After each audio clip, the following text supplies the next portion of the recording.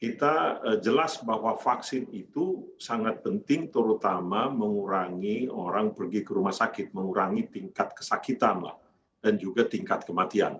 Tetapi vaksin itu sendiri ternyata sekarang sudah sampai di kesimpulan dari para ahli penyakit tingkat dunia ini, itu tidak bisa menghilangkan penularan. Jadi vaksin itu menjadi yang utama tujuannya adalah mengurangi tingkat kematian.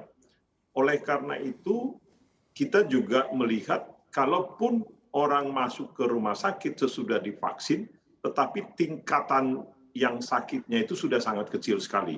Nah, buat teman-teman yang mungkin komorbid, yang lansia, dan saudara-saudara kita yang tidak mau divaksin, nah ini menjadi ada risiko bahwa mereka itu kalau nanti tertular, maka kemungkinan mereka bisa dapat artinya tingkat sakitnya menjadi sangat tinggi atau tingkat kematian tinggi. Oleh karena itu kita harus siapkan rumah sakit kita, alat kesehatan kita, termasuk oksigen yang kita tahu pada saat terjadi penularan yang tinggi, itu terjadi kekurangan. Kita harus siapkan itu. Dan juga obat-obatan. Nah, itu sekarang kita sudah di dalam planning itu. Dan pada saat yang sama tadi sudah dikatakan prokes, kemudian bagaimana tahun depan kita juga sudah harus menyiapkan booster lagi. Jadi vaksin itu menjadi satu keharusan, ya. Booster tahun depan dan dari mana biayanya. Nah, itu sekarang kita sudah buat rencananya. Apakah nanti vaksin ini akan kita produksi sebagian dari dalam negeri? Kita harapkan kita harus mulai produksi dalam negeri, di samping kita harus juga melakukan perencanaan untuk pengadaan distribusinya. Kita impor berapa, jumlahnya berapa. Itu sekarang kita sudah mulai rencanakan. Terkait tadi yang dipertanyakan juga oleh Bu Sinta ya Pak Raden, terkait dengan untuk jaminan kesehatan, jaminan-jaminan yang juga kepada para pekerja, termasuk di antara biaya-biaya kesehatan dan juga tentunya BPJS, seperti apa sih sebenarnya yang disiapkan atau mungkin yang diberikan pemerintah? Apakah bantuan juga, saya mau mengupdate Pak, bantuan yang selama ini diberikan kepada para pekerja yang bergaji di bawah 3 juta rupiah begitu, apa masih berjalan?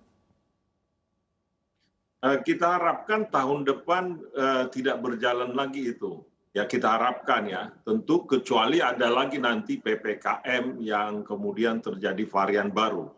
Ya, begini, intinya pemerintah ini sangat dinamis mengantisipasi perubahan yang dinamis.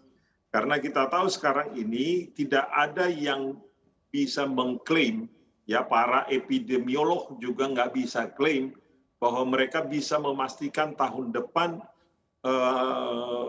varian ini atau varian baru tidak muncul. Jadi yang dikatakan tadi, pandemi ini akan bersama kita, bahkan COVID ini dalam jangka waktu yang lama. Baru-baru ini Anthony Fauci, itu dokter terkenal ya yang punya kapasitas yang hebat sekali di Amerika, menyatakan itu paling disebutkan di Amerika, mereka itu paling bisa katakan mungkin di kira-kira summer tahun depan baru pandemi itu bisa terkendali. Jadi kita harus siap. Mungkin sekarang ini terjadi penurunan yang sangat baik, ya, sangat signifikan dari penularan itu di Indonesia. Tingkat kematian juga menurun. Kita bersyukur untuk itu. Tapi kita tetap akan siap sedia untuk kalau terjadi gelombang-gelombang berikutnya.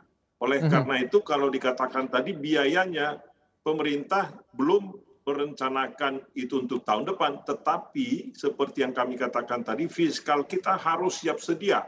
Kalau kejadian muncul lagi, maka kita harus menyesuaikan fiskal kita pun, kalau perlu defisit ditambah, kita pun harus melakukan itu. Apa boleh buat?